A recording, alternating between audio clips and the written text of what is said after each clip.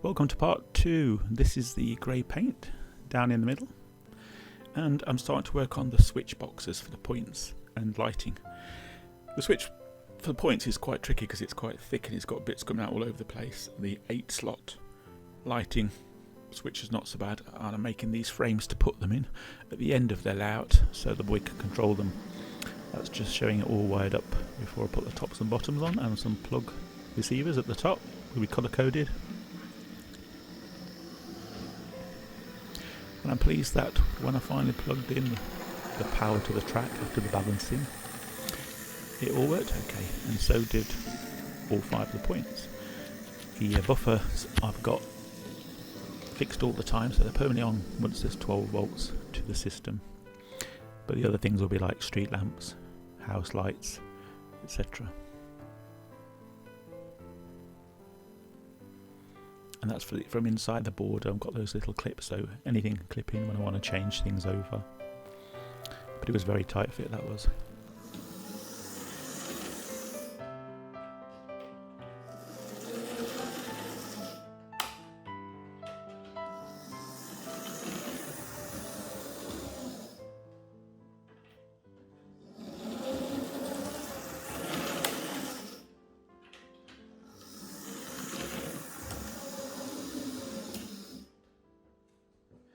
Okay, so I'm going to show you these signals I bought. The signals, for those who've not used them before, just comes with the 3 wires. So these are just a green and red, and you've got essentially the negative wire and the 2 positives, one for the red, one for the yellow. So if you put these into a switch on either side, so which will be an on-off switch, then your normal positive lead that gets attached to the side of that goes into the switch in the middle, and it either goes one way to make that positive or that positive. If I just show you with this little battery, so I can make that put that in the negative, and that is the positive. You see the red light coming on. And then if I swap those over and have the green, I've already prepared the switch under the board, and there the green. That's how they work. Okay, so I've only got 2. In terms of where to put them, I'm going to put one probably around here. It's going to be behind my McDonald's. You see there's nothing underneath the drill board you're going to drill into. Just going to check. It's not going to catch anything. Shouldn't do there. Just last minute check. There's nothing.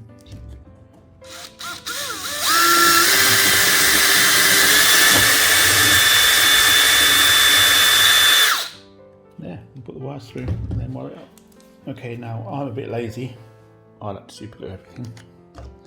And so, that's what I'm going to do on this. Loads of it on, it'll stick forever. Pull it through from underneath and then get it roughly where you want it. Press down nice and firm. Then wait for it to dry and I'll wire it up. Unfortunately, I finished the windmill. I've actually put some lights in it as well. It runs off 12-volt motor. It's a little bit too fast really, but it's going to be just that bit too high because I'm limited to a maximum of 22 centimeters from the floor to the bottom of the bed frame where it's going, which severely limits what you can do. So what I've decided to do is put a 9-volt switch box in the base of it and wire it up so you can just switch it on and then put it on the layout if you want to, or play with it elsewhere. But at least you can still use it to all the effort building it hasn't gone to waste.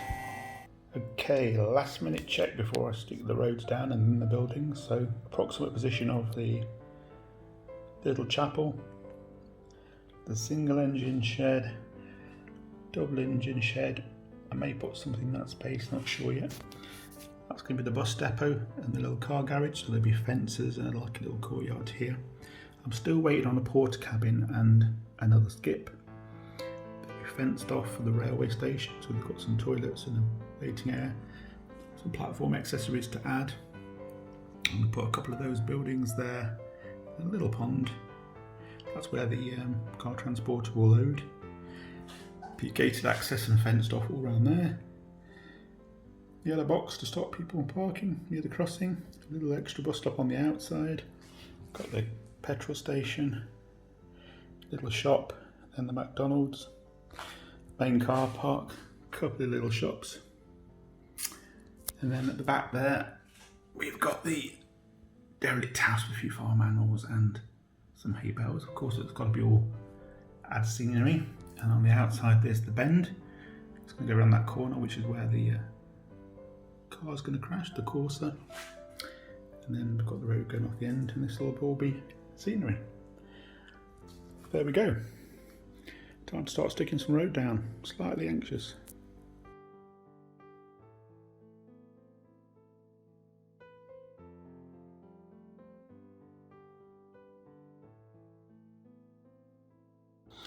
Okay, so I've super glued in these, but because they're so heavy, I am slightly concerned. I mean, nothing else I've super glued has come undone, but these are probably the heaviest things I've done. So I'm just adding some PVA security. So when it dries, it will be pretty much transparent. And then what I'll do is I'll put some grass over the top, and then you won't see it anyway, but it just will get this extra bit of hold on the side of the building. See? Okay, so now it's time to put in the first of my two sound modules, the urban one, and it's going to go in this derelict house, or abandoned as the little boy calls it. Problem is, I've been messing with them and I can't remember which one's that and which one's the railway station, so I'm just going to wire it to that battery before I plug it into the house in case it's the wrong one. Okay, so this is how they're wired. I'm of course DC. I'm going to leave the volume as it is because this is the urban one and it's things like car alarms, car traffic noise, car alarms, pedestrian crossings, plane flying over. So I'm going to leave it on the default, which is about half volume. And then it's got a sticky pad on the back of it, so I'll stick it into this house and then I'll test it with a 9-volt battery, but it's going to be running on 12 volts. As you can see, it can go from 8 to 16.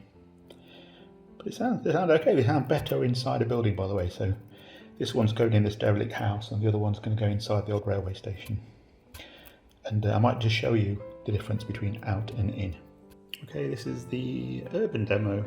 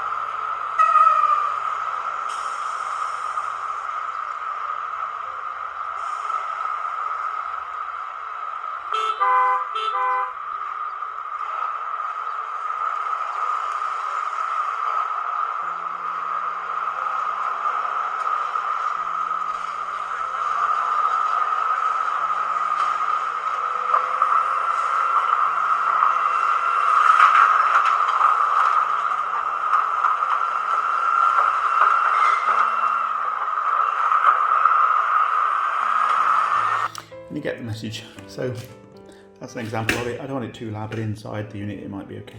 Well, I've discovered that this actually isn't a sticker, it's kind of a shield. So I'm going to put glue on it.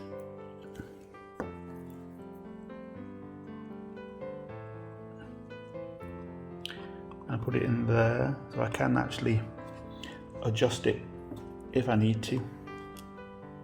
And then I'm going to drill a hole in the bottom of the board when it's dry. Just leave it a couple of minutes. I can of course ensure there's nothing below it. And there isn't.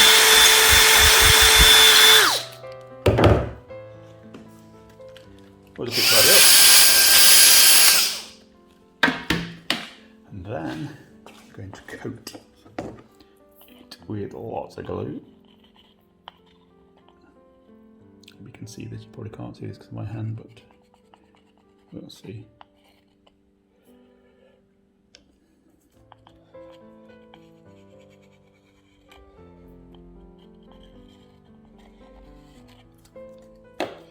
And we'll feed the wire through.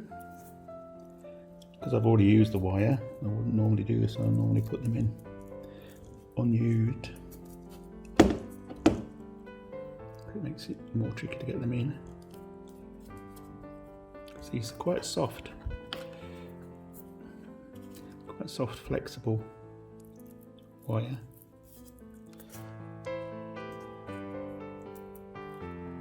Get these one. There we go. Now I've just got to place it carefully. Check how I want it compared to the front, just a bit off there.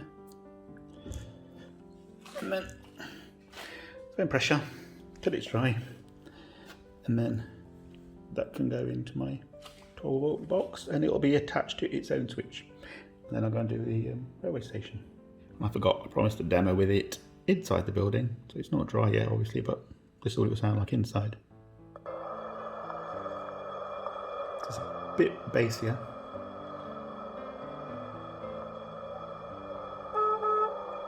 But I think it sounds a bit better inside. The railway station one certainly does.